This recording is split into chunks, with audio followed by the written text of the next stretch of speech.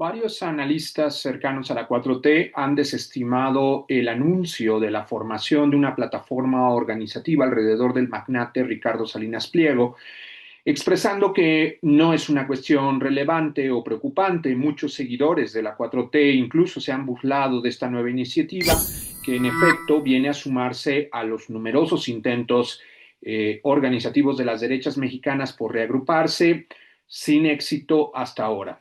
Quiero analizar hoy en Descifrando la Política, nuestra videocolumna semanal con Jesús Escobar Tovar, que se está subestimando lo que ha sucedido con Salinas Pliego y que anuncia un peligro desde la extrema derecha, quizá el más importante de las últimas décadas en México. Mi nombre es César Pineda y analizaremos hoy esta nueva agrupación del dueño de TV Azteca, el magnate Ricardo Salinas Pliego. Cuando hacemos análisis político, los análisis prospectivos necesariamente pasan por prever tendencias y posibles escenarios, es decir, no podemos predecir con exactitud matemática lo que podría suceder porque los agentes tienen voluntad y decisión, pero sí podemos analizar o construir algunos potenciales escenarios en el mediano plazo. Aunque no lo podemos hacer simplemente imaginando. Para analizar lo que ha sucedido, y esto es importante, me parece preocupante que la izquierda no analice ni un momento lo que implica la formación del llamado Movimiento Anticrimen y Anticorrupción, encabezado por Salinas Pliego, dueño de Televisión Azteca, y uno de los principales magnates mexicanos que ha venido poniéndose cada vez más virulento frente al gobierno de López Obrador y ahora frente a Claudia Sheinbaum. Para analizar el posible reagrupamiento de las derechas, puede ayudarnos un análisis comparado con otros sistemas políticos latinoamericanos donde existen algunos paralelismos. Debemos entender que el programa neoliberal fue encabezado tanto por partidos de centro derecha como centro izquierda, así como por algunas derechas partidarias extremas, aliadas de esas fuerzas. Lo relevante es que desde la década de los 80 en América Latina se formó un consenso neoliberal que mantuvo una plataforma de gobernabilidad muy similar en varios países. Eso es lo primero que podemos comparar. Esas fuerzas tuvieron el poder durante mucho tiempo bajo un mismo horizonte, el de libre mercado, que era reformas también antisociales, mano dura frente a las luchas populares y los trabajadores y Estado social mínimo. Fíjense que digo Estado social mínimo, no quiere decir que el Estado se achicó, lo que se achicaron fueron las funciones sociales del Estado. El Estado militar, el Estado para el capital, de hecho, se expandió. Estas fuerzas y su programa cayeron en total desgracia, una a una en América Latina, porque llevaron por distintas vías al fracaso económico primero y a la crisis después, lo que provocó el colapso total de los sistemas políticos, donde se destruyó la confianza y la credibilidad de los votantes en las fuerzas partidarias que encabezaron el neoliberalismo. Podríamos decir que las distintas crisis neoliberales derrumbaron a los sistemas políticos. Ahora fíjese que estoy diciendo los sistemas políticos y no algunos partidos políticos. Los pueblos dejaron de creer en las democracias de mercado, que es como yo las llamo, que lo único que ofrecieron es rotar a las élites para gobernar, pero sin ningún beneficio relevante para los de abajo, y sí, en cambio, muchos beneficios para los de arriba.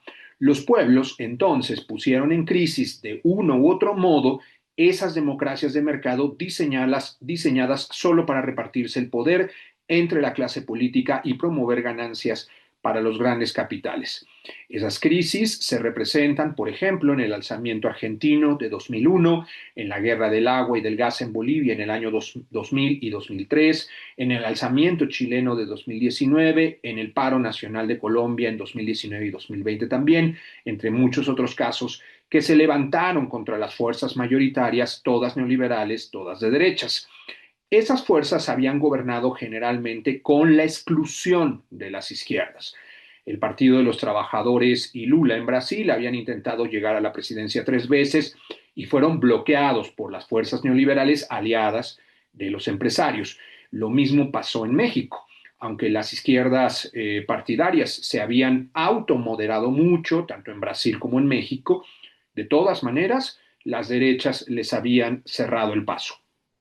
Pero el fracaso social del neoliberalismo de América Latina desgajó a los sistemas políticos. Podríamos decir que la fuerza antes mayoritaria en cada país, una fuerza neoliberal, se disolvió o se fragmentó.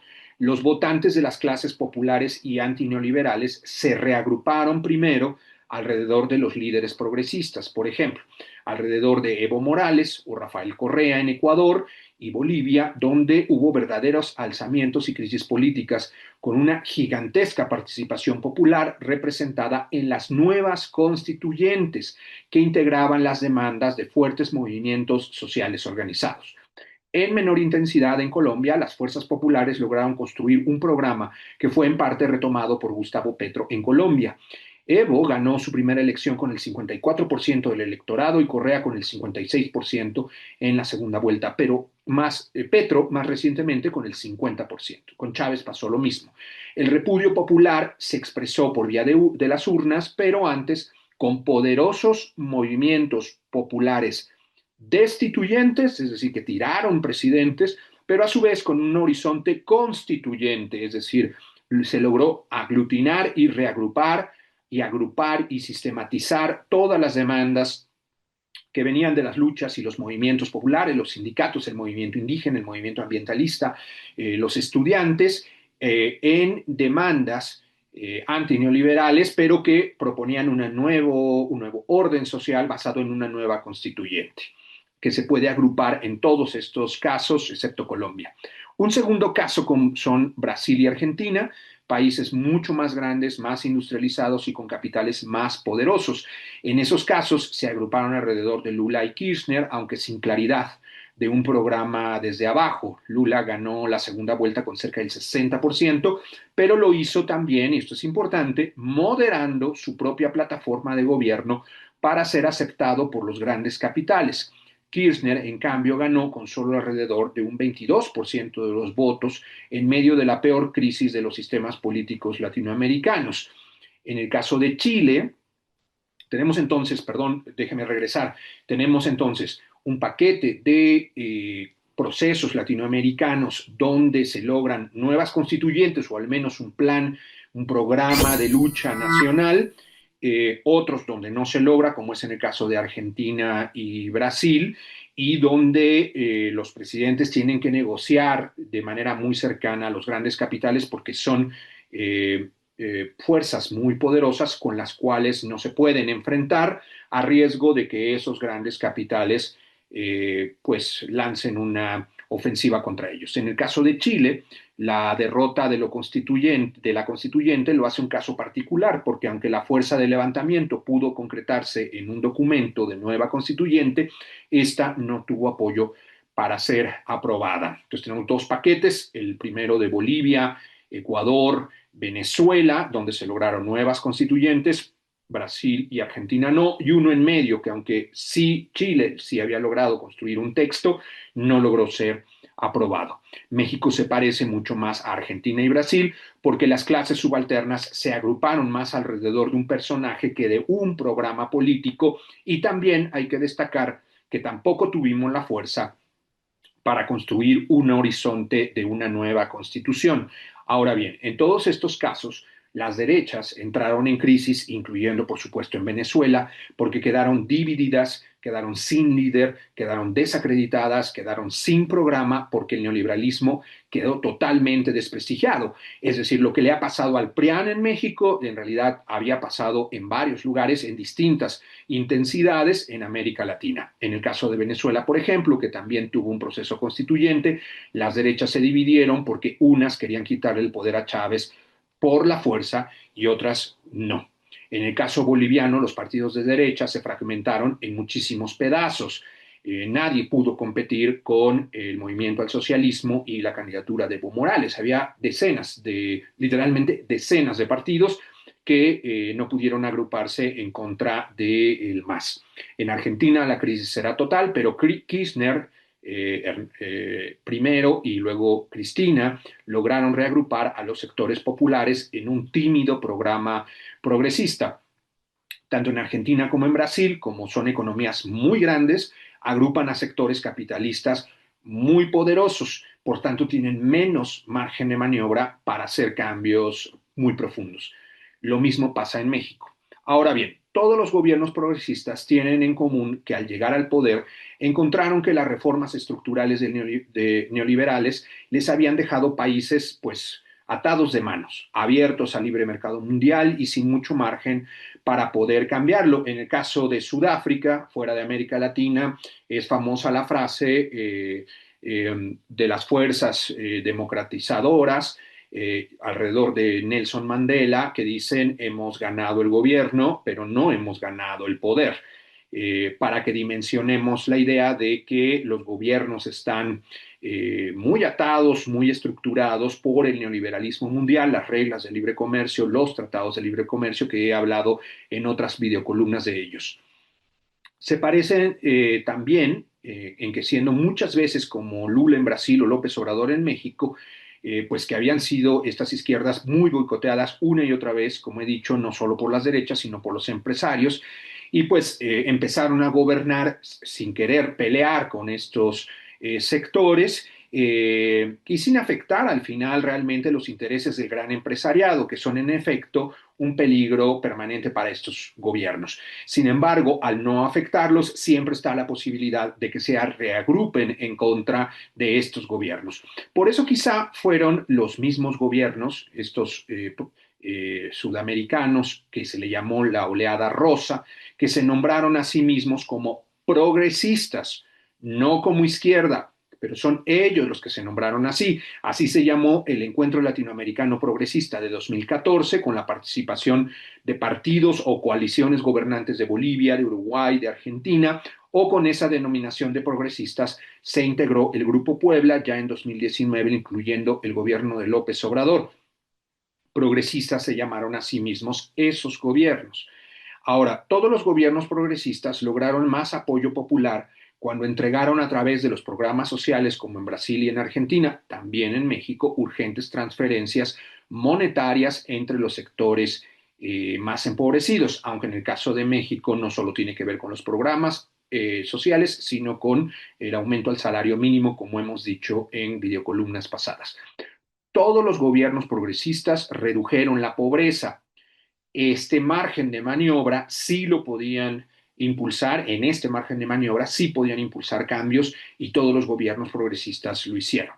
Las derechas, en todos esos casos, quedaron aún más desacreditadas porque se veía que desde el gobierno sí se podía favorecer un poco más a los pobres, redistribuir un poco más la riqueza con distintas vías, aunque la principal eran estos programas directos de transferencias monetarias a los más pobres. Los gobiernos progresistas pareció entonces que se alargarían por mucho tiempo en el poder, porque todos tenían muchísima aceptación, con muchísima popularidad.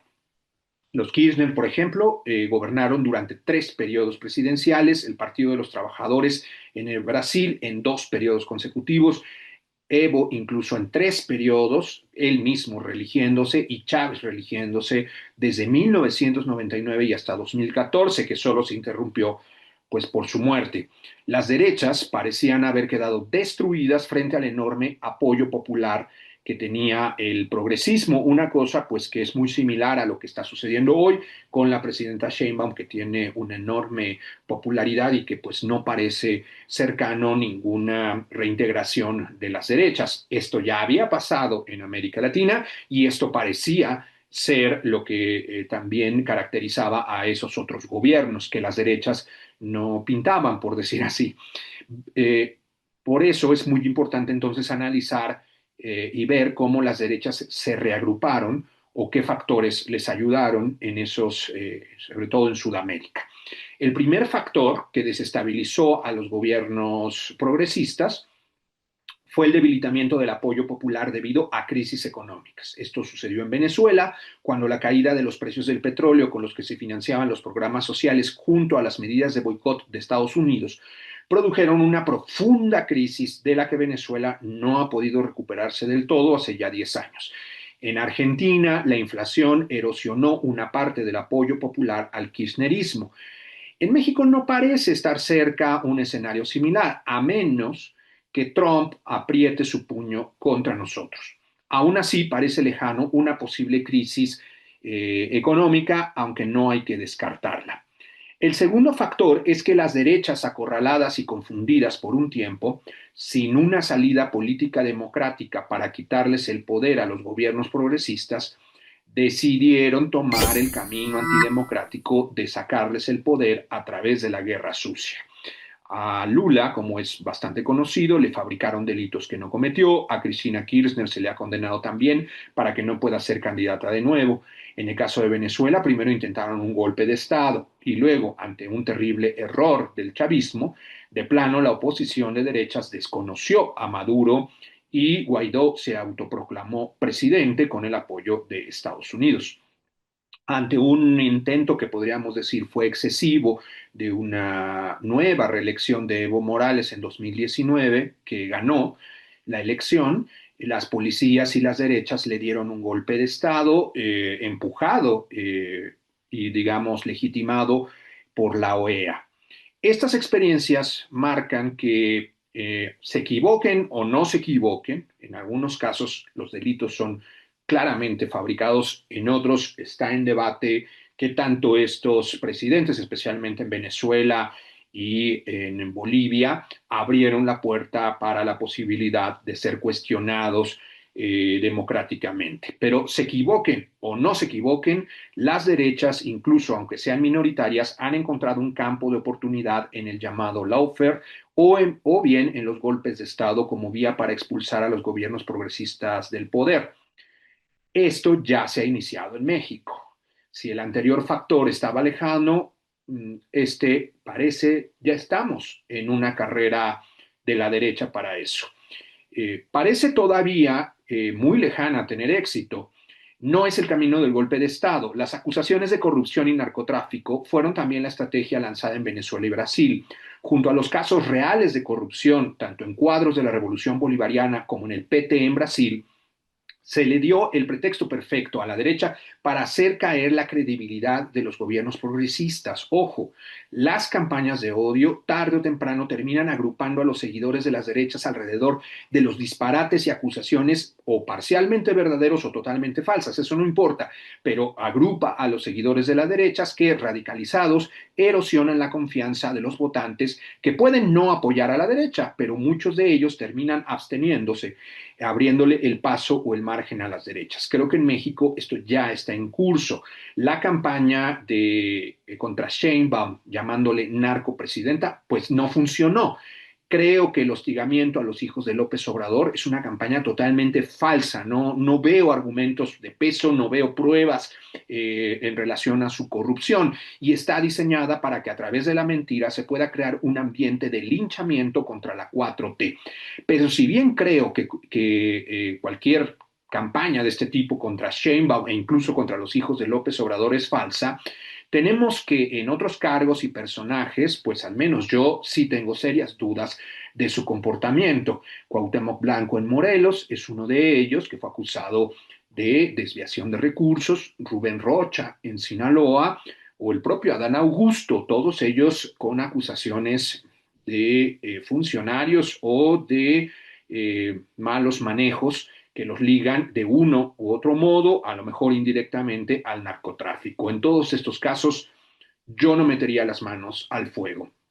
Si Morena y la 4T les da más pretextos y condiciones a la derecha con casos de corrupción como estos, están abriendo el margen para que las derechas lo usen, incluso con el apoyo de Estados Unidos. Ahora bien, el tercer elemento que abrió la posibilidad del regreso de las derechas, veamos uno más, fue la división de los progresismos. Esto sin lugar a dudas sucedió en Ecuador, al perder el progresismo de Correa, el apoyo del movimiento indígena, y acaba de volver a suceder en la reciente elección. El progresismo y la izquierda, representada por la CONAIE y su partido el Pachacutic, que son la izquierda, junto con el progresismo representado en el correísmo, son mayoritarios, pero solo son mayoritarios juntos. Divididos le dan el paso a la derecha. Después de casi 20 años, sucedió en Bolivia, en lo que parece ser un proceso autodestructivo, un poco podría ser un suicidio político, tanto de Evo Morales como del propio movimiento al socialismo, que dividido le entregó claramente el poder en bandeja de plata a las derechas en la reciente elección. Puede suceder en Chile, ya que un sector gigantesco del electorado que apoyó a Boric está desencantado con un gobierno que ha sido tremendamente correcto para condenar el genocidio en Palestina, pero que ha sido duro y represor con el movimiento mapuche, que ha sido muy crítico de la propia izquierda chilena, pero sumamente suave y dialogante con las derechas, que solo así lo han dejado gobernar. Así, los electores quizá no apoyen a la derecha en la próxima elección de noviembre, pero podrían abstenerse y dejar sola a la comunista Janet Jara, que es la candidata de las izquierdas en ese país. Las derechas también han regresado al poder por desencanto y división. En México, la presidenta Sheinbaum goza de un amplio apoyo popular, como ya he dicho, pero la elección de 2030 no parece sencilla. Esto se debe a cómo se ha organizado la coalición de la 4T en el poder. Lo que sucedió en México es que frente al desgajamiento del sistema de partidos, Morena fue muy estratégica en reagrupar a las fuerzas que salieron del viejo sistema para integrarlos rápidamente a su partido o sumarlos a una alianza legislativa. Así logró capturar pragmáticamente al Partido Verde. Es una alianza contra natura, así lo dijimos desde el principio. El partido que ni es verde ni es ecologista, es más, creo que ni es partido, sino una alianza mafiosa, una agencia de colocación en puestos gubernamentales, apenas hace unos días comenzó a cuestionar su alianza con Morena. Y bueno, es natural, esa alianza es pragmatismo puro y no coincide con las posiciones reaccionarias, ultra reaccionarias, a veces son las del Partido Verde, como apoyar la pena de muerte o otras cosas que son, sin dudar a dudas, posiciones de derechas. Aunque todavía falta mucho para ello, quizá el verde puede traicionar a Morena si ve la oportunidad de ello y asegurar sus prebendas con alguien más. Esto lo definirá pragmáticamente el verde si ve que hay posibilidades de que haya una candidatura que pueda afectar a Morena o que pueda ser considerada ganadora. Lo mismo puede suceder con varios expriistas al interior de Morena. Los salidos del grupo Atlacomulco recientemente bien pueden no ser fieles a un programa progresista, porque también entraron a Morena pragmáticamente, no porque creamos que los erubieles son no, ya no de izquierda, sino ni siquiera progresistas. Es más, ni siquiera si no tienen orden de aprehensión. Ya hemos visto, por otro lado, que Monreal es capaz de jugar a varias bandas en donde tiene influencia. Y también hemos visto que Marcelo Ebrard, el año pasado amagó con rompimiento si no era él el candidato presidencial y esto se puede repetir en 2030. Si Sheinbaum forza la candidatura de Harfuch, que es muy probable, Ebrard podría en un acto de arrebato romper para la elección de 2030 migrando a Movimiento Ciudadano. Aunque es posible que no tenga oportunidad alguna de ganar la presidencia, debilitaría los votos del progresismo, haciendo crecer además un poco a Movimiento Ciudadano. Este posible escenario no está tan lejano y puede repetir cierta división del progresismo hacia 2030. Pero el escenario más importante de reagrupamiento de las derechas latinoamericanas es la radicalización alrededor de un programa reaccionario, antiprogresista, antipopular. Es decir, no agruparse alrededor de ideas o de una fuerza política o de un partido, sino agruparse alrededor de una campaña de odio. Y la campaña debe estar encabezada, o así ha sucedido en América Latina, por un líder carismático que ante lo novedoso de su aparición pública reintegra, reagrupa y une a las fragmentadas derechas con un solo objetivo, sacar a toda costa a los progresismos del poder. Estos son los casos de Bolsonaro, de Milei, de Novoa, en Ecuador e incluso de Katz en Chile, que es el candidato que ya también está anunciado para esta elección próxima en noviembre y que ya había también competido. Todos candidatos de ultraderechas, con programas a veces delirantes, que empujan un turbocapitalismo, discursos de odio. Las derechas que parecían noqueadas pudieron reagruparse de manera irresponsable. Los partidos de derechas y de centros derechas le han hecho el juego a estos demagogos de derechas, reaccionarios, que son prácticamente lunáticos, y los partidos, independientemente de esto, han orbitado alrededor. Lo saben que son unos lunáticos, demagogos y peligrosos, y aún así, para sacar a la izquierda o al progresismo del poder, se reúnen alrededor de este tipo de personalidades. Como decía, aunque parecían noqueadas, se agrupan alrededor de lo que podríamos llamar candidatos postfascistas. Posfascismo es un término reutilizado por Enzo Traverso, el historiador. Destaca que, a diferencia del fascismo, que sí era un proyecto radical de extrema derecha, una tercera vía frente al liberalismo y el socialismo, los posfascismos no tienen proyecto propio, por lo que retoman ideas neoliberales, tienen esas ideas están revueltas con conservadurismo, con disparates demagógicos, con agendas antifeministas, con agendas antiecologistas, con discursos antidiversidad sexual, pero lo más importante, pues con una campaña de odio antiprogresista y antipopular. Bueno, pues resulta que Salinas Pliego es exactamente ese perfil.